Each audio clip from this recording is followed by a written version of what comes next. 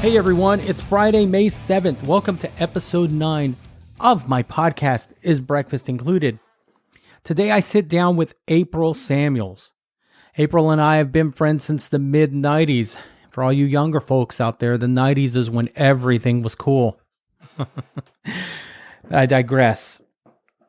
April Samuels, she's an amazing drummer, an amazing friend, and an all-around awesome person. She's also a breast cancer survivor. When the going got tough for April, she decided to do something about it, so she started a nonprofit organization called breastcancercanstickit. Now, there were times during this interview where it got a little loud in the background, but don't let that take away from the message. It was very important for me to do this episode. I think everyone knows someone or has been personally affected by breast cancer. Now, April is a super busy person, so I was very flattered that she took a few minutes out of her day to talk to me about this. But enough of me. I'm going to let her tell you all about it. Tell me who you are. Hey, I'm April Samuels, a drummer out of Dallas, Texas, a breast cancer survivor, and the founder of Breast Cancer Can Stick It. Right on. Right on. Yeah. Hey, thanks for doing this again, April. I really appreciate it. Yeah, thanks for having me, Bernie. For sure. I guess I'll just ask the first question, man. When did you start playing drums? You know, I got drumsticks when I was about 5 years old. I was at a music store with my mom. My brother was taking guitar lessons, and I was just like, found a pair of drumsticks in the store, and I just begged mom to buy them for me. She did it and said if I kept up with it, she'd buy me a drum kit. Around 11 years old, she bought me a drum set, and the rest is history, as they say. Yeah. Been playing ever since, yeah? Yes. Well, I met you in the early 90s. You had a production company called 100 Proof. Yeah. Yeah, that's when we met. And so you played in a lot of local bands back then, yeah? And then you actually booked bands, correct? Yeah, I actually, at one point, I think I booked over 35 different bands. At one point, I think I did like as many as 16 at one time. Yeah, it was crazy. What were some of the bands you played in at the time? So the first band that I came out with was in 88, 89 era, and it was a band called 100 Proof, and which later became the production company 100 Proof Entertainment. I was like, I have all these business cards with 100 Proof on them, and 100 Proof was on everything, and I was like, I'm just going to throw entertainment on the end of that and call it a production company and a booking agency. And so after 100 Proof broke up, I had a band called Slow Gen, and then another band called East of Eden, and then Frog got me into the mid 90s, early 2000s. And then I switched to my first all-girl band. In fact, you know what? That was the first band that I played in that had any girls in it. Wasn't until, I think it was 2000. It was a band called Baby Jane Hudson. It was an all-girl band.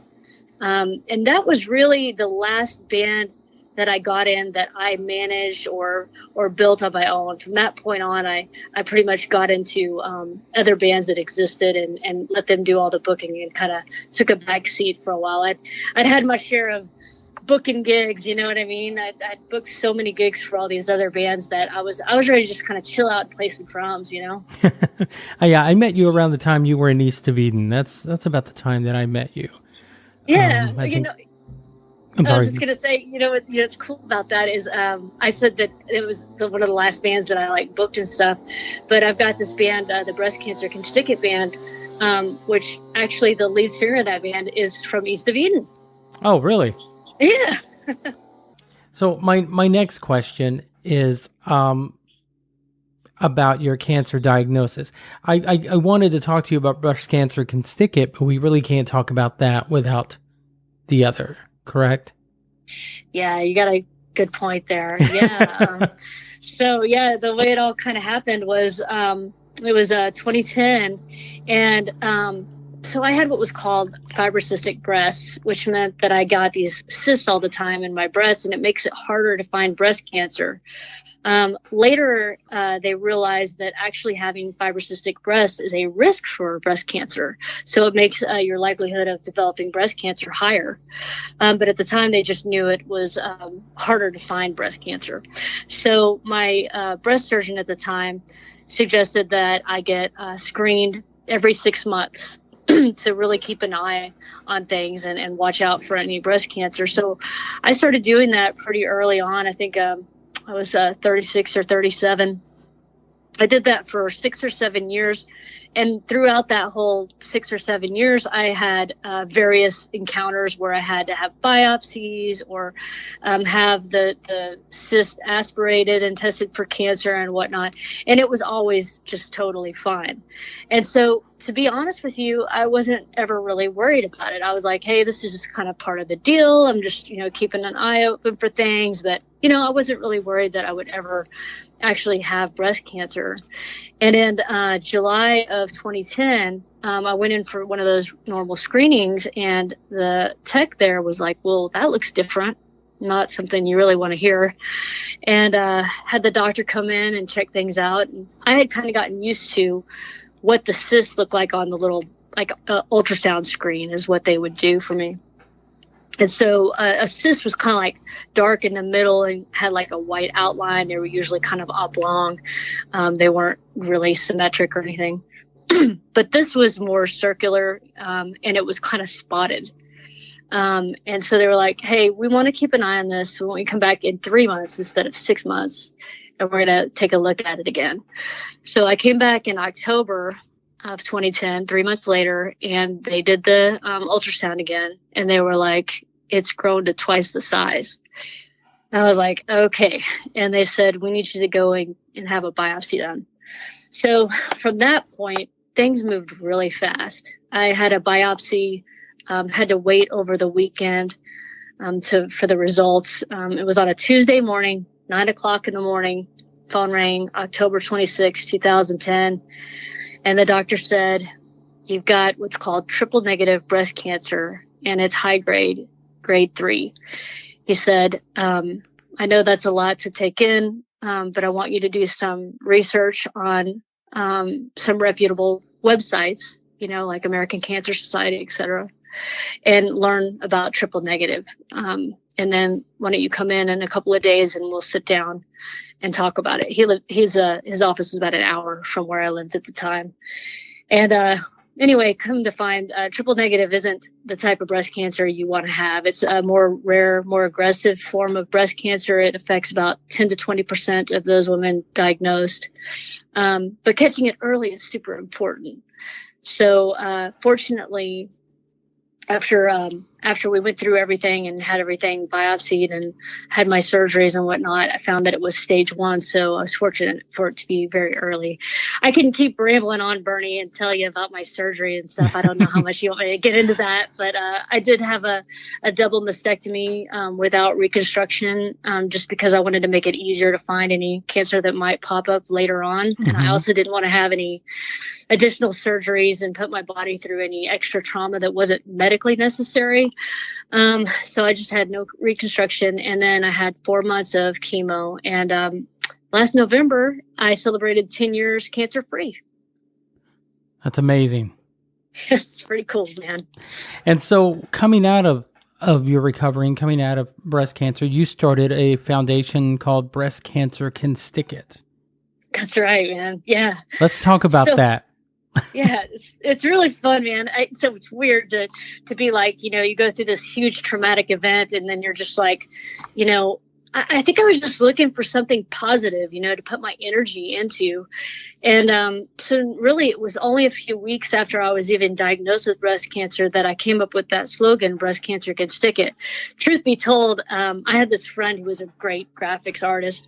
And I was like, hey, I want to do some kind of design, like either with the words breast cancer can stick it or breast cancer beat it or something like that, tying it to drums, sticks, beat, drums, all that, right?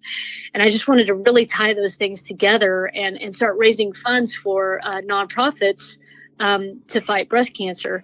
And so she sent me over a few different comps of some artwork she did, and she came up with this really cool one of like a chick drummer behind a kit with a breast cancer awareness ribbon on the drum head, and it said breast cancer can stick it in a really cool way. And I was like, that's what I want. I want that.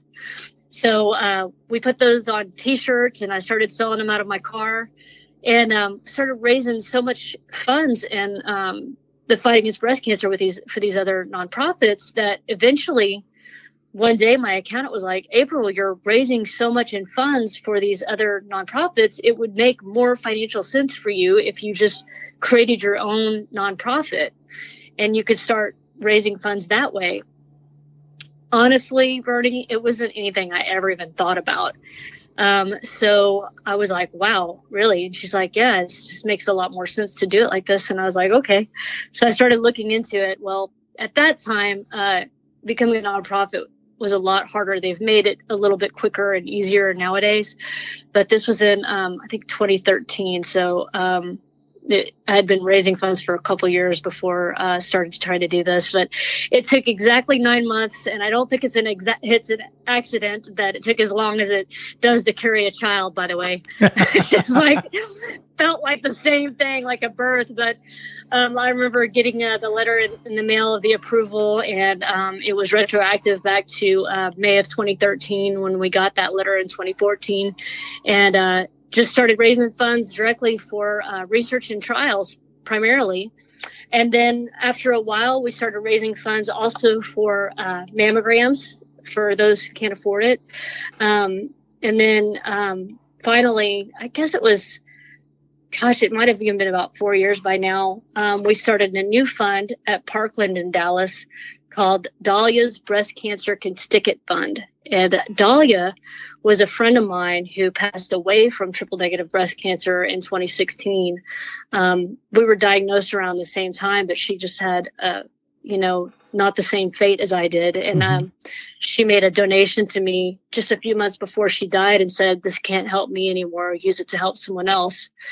And those words just really kind of rang in my head. And I was like, I need to name this fund after her. And so what that fund is for is it helps with financial assistance for breast cancer treatment. So we primarily raise funds for research and trials, but we also raise funds for mammograms and then for Dahlia's Breast Cancer Constickit Fund. So pretty cool. Yeah, that is really cool. It is really cool. Yeah. And you've worked with a lot of, I'm holding up the air quotes, famous drummers who've like donated their time and like drum heads and sticks and so forth, correct? Oh God. Yeah. It's been so awesome. I mean, the drumming community, Bernie, is amazing. They're just like, they're such a loving community, and they're great at multitasking.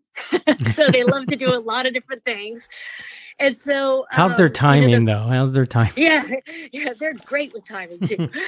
So in 2013, the first time we had celebrity drummers involved was at an event that we held down in Brewster Street Ice House in Corpus Christi, and we had Troy Lucetta of Tesla and Jimmy Danda of Bullet Boys. And then the next year we did the same event in Corpus Christi. It's a larger venue where we had a really big following. Over 1,000 people would turn out. And then the next year we had Troy and Jimmy again, and then we also had AJ Pero of Twisted Sister, who subsequently died like less than a year later, I think, of a heart condition. Yeah. And then more recently, we have Drumathon, woohoo, which is our big thing that we started in 2015. And man, we've had Mark Schulman from Pink, Rich Redmond from Jason Aldean, Carmine Appice, Ozzy, Ted Nugent, Rod Stewart, Vinny Appice, his brother, who pronounces his last name different, from Dio, Black Sabbath, numerous others, Sandy Gennaro from Joan Jett, just Lori Peters from Skillet. More amazing, great celebrity drummers than I could even list off. 20 plus of them that have helped participate in Drumathon each year.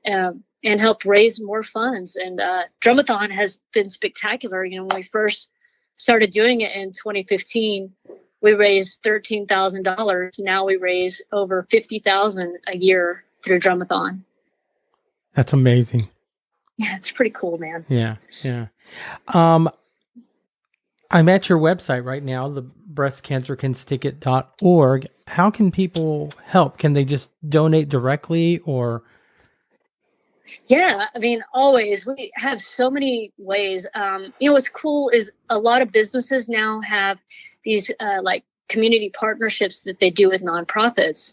So you can even help the cause by signing up for Amazon Smile. So Amazon Smile doesn't cost you anything. So basically you go to smile.amazon.com, you select Breast Cancer Can Stick It as your favorite charity. And then every time you shop, you start at smile.amazon.com, and then they'll donate a portion of the sales price to Breast Cancer Can Stick It. So there's a lot of programs like that that are available under Help the Cause on our website at breastcancercanstickit.org. Tom Thumb has a thing. Kroger has some stuff. BBVA Compass. There's a lot of them like that. But then you could also sign up for a recurring donation where you can just sign up to have like $20 donate each month. That's a huge help to our cause for sure. But the biggest thing is being a part of that drumathon, which if it's okay, I could tell a little bit more about that. Yeah, for sure. Cool. So the way drumathon works is it's primarily geared towards drummers, but anybody can sign up. So it's kind of like the walks. So basically you sign up online and you create a fundraising page and you raise funds for several months up until the event, which is usually held in October. And the top 20 top fundraisers that raise, the most money, that are drummers, they get to play a 1-minute drum solo at the event. In addition to that, there's 2 drum sets on the stage the whole show. And at certain times throughout the day, a celebrity drummer will be up there and you'll be able to pay to get on stage next to them and play drums right next to them for a full minute, which is really cool too. I mean, you don't really get opportunities like that very much in your life. So it's a really, really cool thing. Yeah. And we also have silent auctions and raffles. We have our merchandise. There's autograph booth for all the celebrities that we have in town. You get a chance to take a picture of with them in front of our banner and everything.